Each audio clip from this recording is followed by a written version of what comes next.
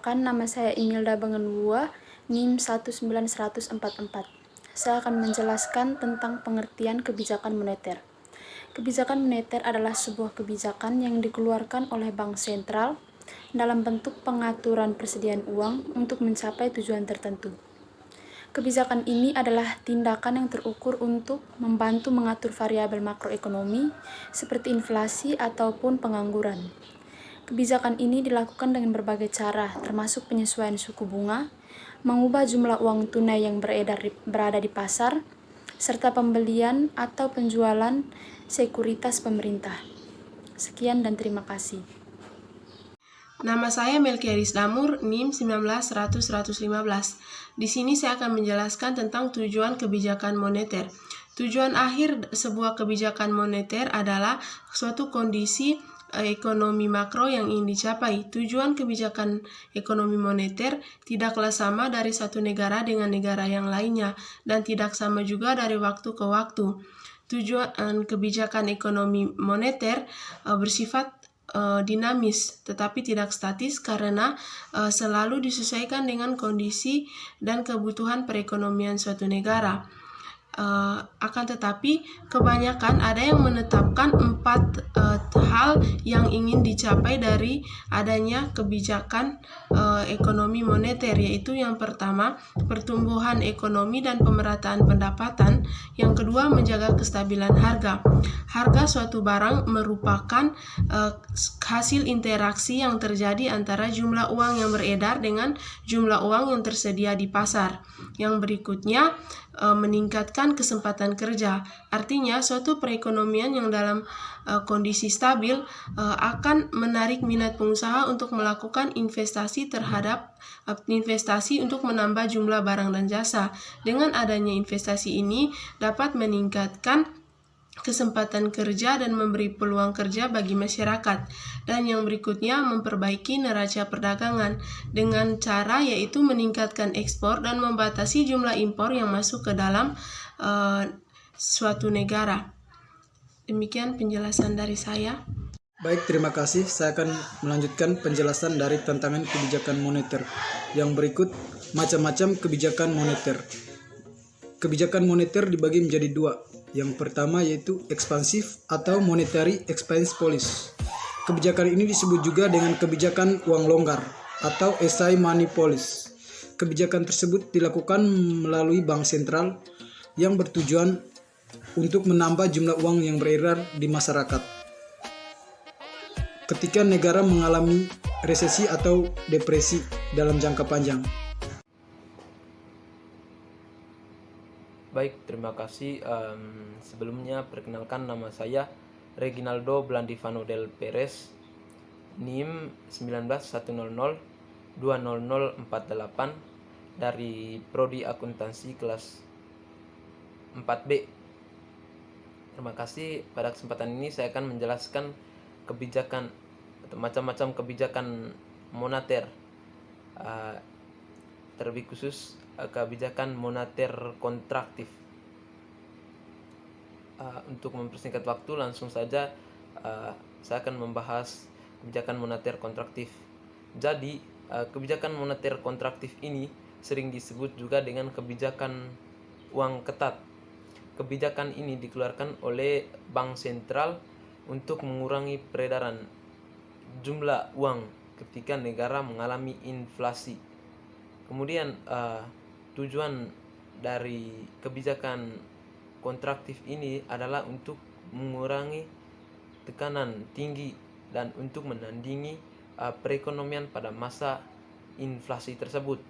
Jadi, inflasi yang tinggi dapat menjadi hiperinflasi jika tidak terkendalikan. Oleh karena itu, bank sentral mengeluarkan kebijakan moneter kontraktif ini. Adapun instrumennya atau unsur-unsurnya antara lain, yang pertama menaikkan suku bunga, kemudian yang kedua ada operasi pasar terbuka, dan yang ketiga juga menaikkan rasio cadangan wajib.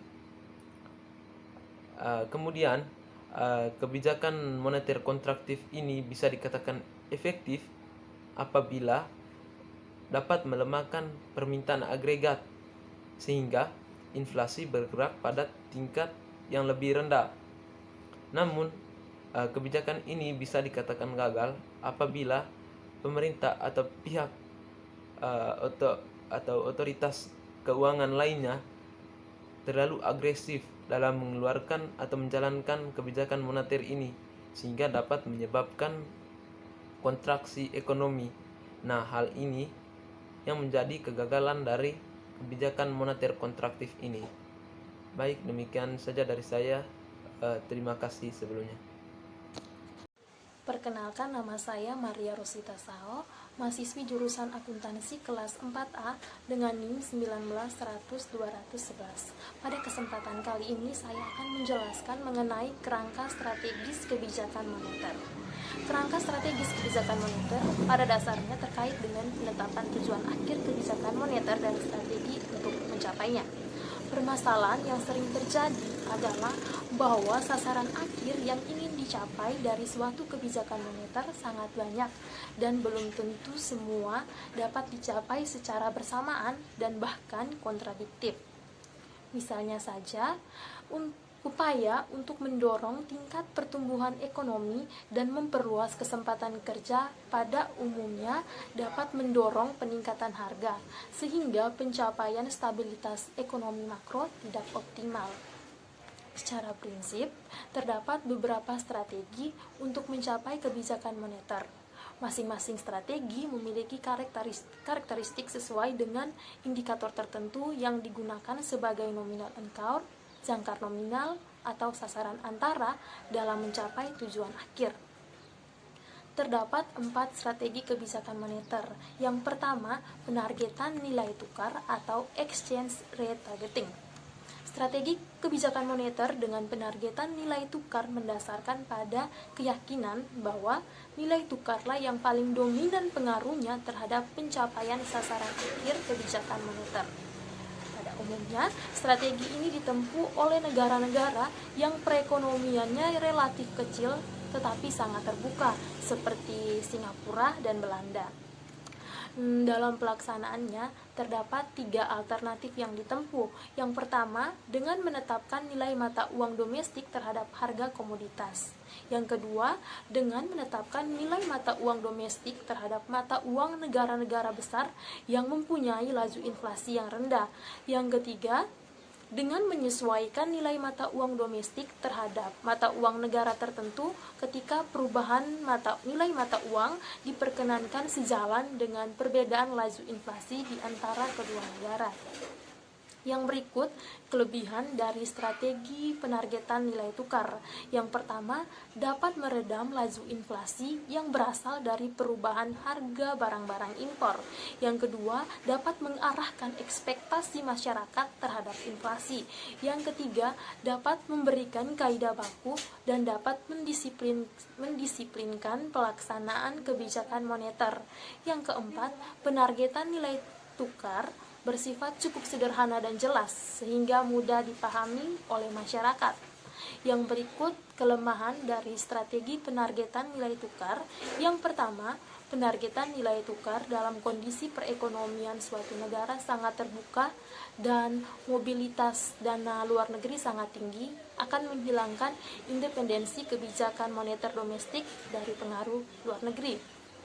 Yang kedua, dapat menyebabkan setiap gejolak struktural yang terjadi di negara lain akan berdampak secara langsung pada stabilitas perekonomian domestik. Yang ketiga, rentan terhadap tindakan spekulasi dalam pemegangan mata uang domestik. Untuk strategi kebijakan moneter ketiga lainnya itu akan dijelaskan oleh presentator selanjutnya. Terima kasih. Baik. Terima kasih atas waktu dan kesempatan yang diberikan. Perkenalkan, nama saya Petrus Adela Menepa. Saya akan melanjutkan materi terkait dengan kerangka strategis kebijakan moneter, di mana ada beberapa strategi kebijakan moneter. Yang seperti yang pertama yang sudah disebutkan yaitu penargetan nilai tukar.